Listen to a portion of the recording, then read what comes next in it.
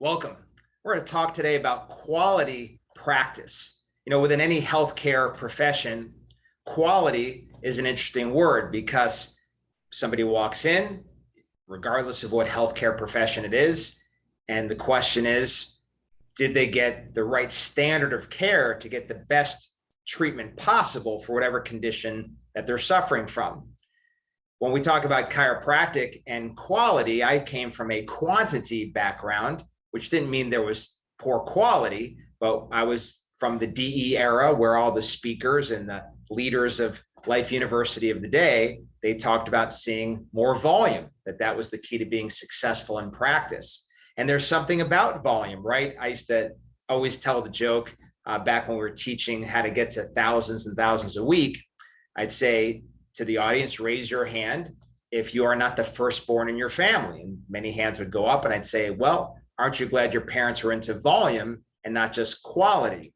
Now, of course, I've always been a quality person. When I first started seeing volume, in fact, I wasn't happy with the quality of care.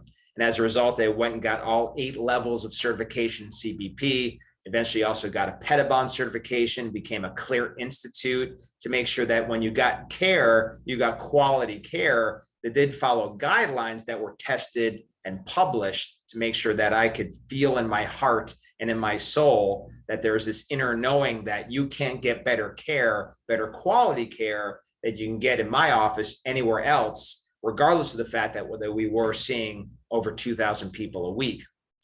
But I'm going to get into something that goes even deeper than that when we talk about quality, when we talk about a quality practice. I'll reflect back again when I started. Of course, because I went to such large volume so quickly, we're seeing over 600 a week within 90 days of opening. Eventually, we were up to over 1,000 a week within the first year of practice. So people wanted to have me speak because quantity, volume was the trophy of the day.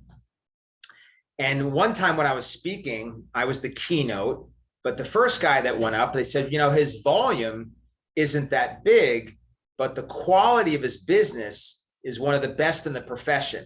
And it made me think. I thought to myself, well, I'm about to go up there and be the big guy, the one that gets to speak. And I was maybe 26, 27 years old because of my volume. But I think at this point, I'd rather have the quality that he has in his business, because my business was crazy at the time. Nobody ever taught me the business side at that moment in time in chiropractic. So it was, chaos and anarchy in the clinic. There was just a lot of volume. So as we dive into quality practice, I want to walk through 3 layers, and it has to do with Jesus, the leadership of Jesus. There's a good book called Lead Like Jesus. There's been a lot of different books and commentaries related to how Jesus led, because the movement he started has now reached billions of people and has stood the test of time for centuries. So obviously there's a certain quality to it that has worked. It's changed lives, it's transformed people, it's made a big difference in this world, which is what we want to do with our leadership. So there's 3 levels of leadership we're going to get into when we talk about building a quality practice. But to kind of give you some benchmarks as to what I mean by quality, and this is Dr. Ben's philosophy. And by the way, you'll notice my background's a little weird today. I got the divine light here to the side of me, which is this window. I got a TV over my head and this blue background. We're at our beach home in Anna Maria Island. I often will work from here. It's a nice place to work from.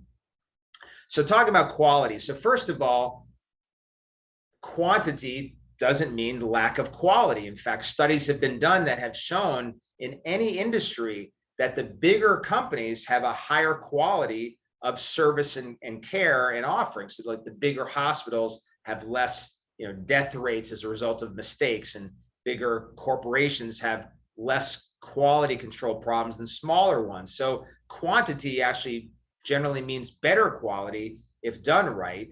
And so you could set up systems to make sure the quality of care is always there 100% of the time, and learn how to just scale it. When I was seeing 1,000, 2,000 a week and people would question my quality, I'd say, well, listen, that's because you're stuck at 100, 200, 300 a week. You don't understand how to scale something. So patient comes in my office, I've got 2 people plus me making sure that all of their CDP work or Pettibon work or Clear work is being done better here than anywhere else in the planet. So we're making absolutely certain by scaling it and hiring and training the right people, developing systems around it, that you can't get better quality somewhere else because I had the resources, I had the economics to afford it based on the size of my clinic. You couldn't have as good of quality as I can. You're too small and don't make enough money to offer the quality I can offer at scale. So, build a system of care at your level that you feel in your heart of hearts is second to none. And certainly Jesus was about that. He was about the fact that God cares about every hair in your head. When he talked about that, he made sure that you knew God knows you by name. You individually are important to him. The quality of that relationship between you and Jesus is 100% across every person on planet Earth. It's not 90% because the person lives in Tanzania, and it's not 50% because this person is busy fishing all day because that's what they do for a living, and it's not 100% because you're a white pastor in Texas. It's not fractional in terms of your quality of relationship with Jesus Christ. It's 100% regardless of your skin tone, your employment, your success, the money you have in the bank, where you live on planet Earth. The quality is over there, always there at 100%. You want to aspire to that in your clinic. And that's point number one. Now, we always pray, God, bring us the people that need our help, but then we have to do our job in saying back to him, and we will do everything possible to make sure we've done all we can to get them well, to love them, and to focus on them. One of the trainings that I continually do with my staff is what we call the VIP training, that I'll ask each members of my team, who's the most important person in your life? Who's the person you respect the most, maybe outside your family? Who's like your celebrity crush, or who's the superstar, or who's the politician? Who's the person who, if they walked in the door, instantaneously they'd be a VIP, they'd be the most important person to you in the world at that time. Well, whoever those people are, we have to treat our patients like they're them. So if it was the president, or if it's your son or your daughter, or your mom or dad, then every patient that walks in, we have to treat them exactly the same way. And that's true throughout all of their care. So if I sent my son or daughter to you, I wouldn't want you to skip the re-exam. I wouldn't want you to, not take the x-rays that are necessary. I wouldn't want you to have them not do the number of visits they need. I wouldn't want you to shortchange any part of the care. Wouldn't want you to limit any policy or procedure that was designed to support them in getting them well and giving them the highest quality of care possible. So that relationship and that attitude, that we have the attitude of Christ with each person, we have true fatherly love from our Father in heaven with each person on each visit. That's doing it like Jesus. That's first and foremost in a quality practice. The second thing is that Jesus said, make disciples of all nations. So what does that look like to make a disciple? And so that's going to be our last two parts here, because we want people that are living chiropractic, the chiropractic lifestyle, doing adjustments for life, minimizing or eliminating medications, not being vaccinated. I mean, truly being chiropractic people. The tendency is to shortchange that. And again, that's not a quality practice. A quality practice, we are looking to make a disciple of somebody. So they're literally walking the talk. They are doing the things that we do as chiropractors with our family. They're now doing that as patients. They're true disciples. Jesus didn't say, hey, make sure everybody's heard my name. He said, make disciples, people that are true followers of Jesus Christ. And so what does that look like for chiropractic? So there's a couple of things here, and I'm going to wrap up with one last thing when I'm talking quality. So first of all, when we talk about leading like Jesus, I once went through a whole study of all these top leaders, top coaches, CEOs, billionaires, and they asked them about leadership. So you could read about all their thoughts and feelings and trainings on leadership. And they all started with the same thing, which was lead by example, that you can't lead if you're not leading by example. And certainly Jesus led by example. Now, Jesus was perfect, and we're not perfect. That's why we're followers of Christ. We're not Jesus. We are doing our best to be perfect, but we're not perfect. We're trying to do as good a job as we can, knowing that God loves us just the way we are, but he also loves us so much that he doesn't want us to stay this way. He wants us to keep growing in Christ. So we're not perfect. As Sid Williams always said, I'm nearly perfect, because once your tomato's perfect, it begins to rot, as he would say. So we're near perfect. We're always aspiring to get better. So leading by example means we don't practice what we preach. We preach what we've been practicing. We're actually doing it.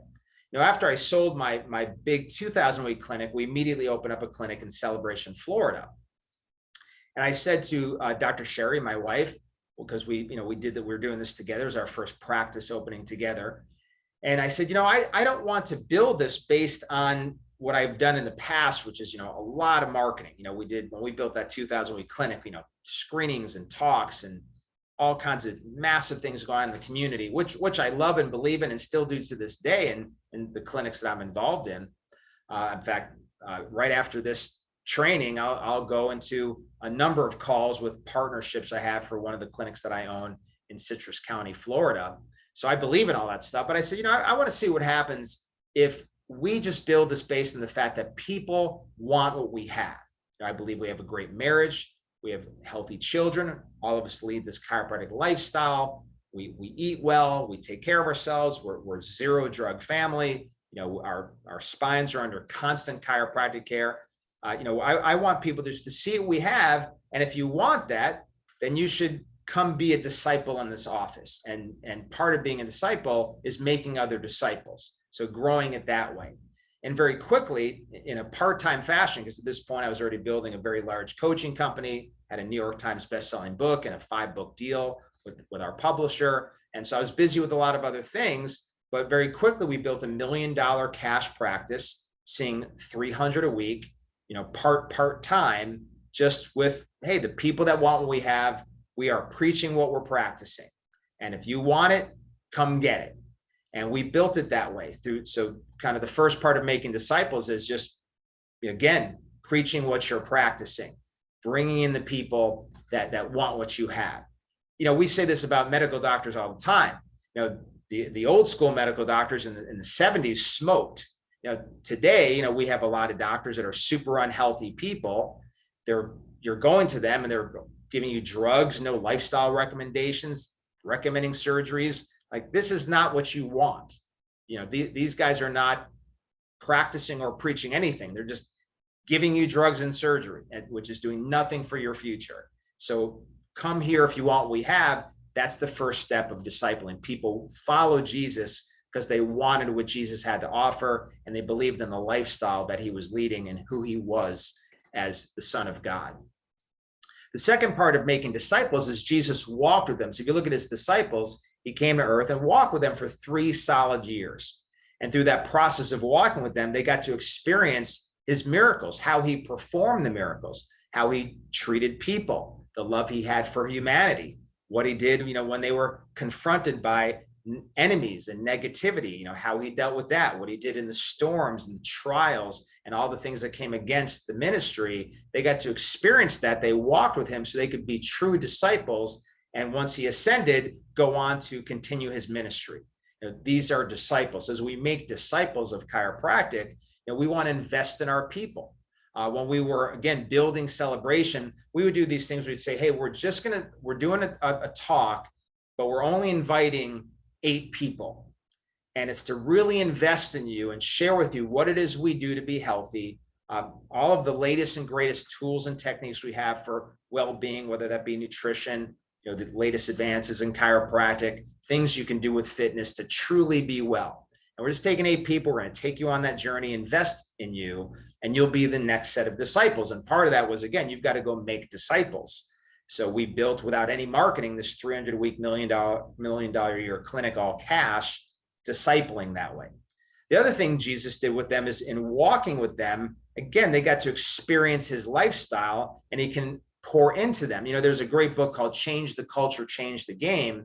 And in essence, the book is saying, a talking head, just giving people content and data, doesn't make a shift in the culture. What makes a shift in the culture, a true shift, are experiences. So we moved away from just simply like these educational talks or just coming in to get adjusted, and created these experiences. So as an example, we would bring our best patients that we had been discipling to lunch, and we would take them through this process. Something we share with our clients at Christ-Centered Chiropractic and Velocity Coaching is this lunch process to bring them more deeply into the culture of being a chiropractic disciple. We would do things like you do a shop with the doc, actually take them shopping with you. Recipe nights, where we eat together the recipes that we've all pulled together and made to come up with this gourmet multi-course meal, so that it's an experience. Workout with the docs. We'll often do workout with the doc with also a dessert with the doc afterwards. So we all make our healthy desserts. We work out, eat these desserts. People go through those experiences. The end result is much different than if we just talked.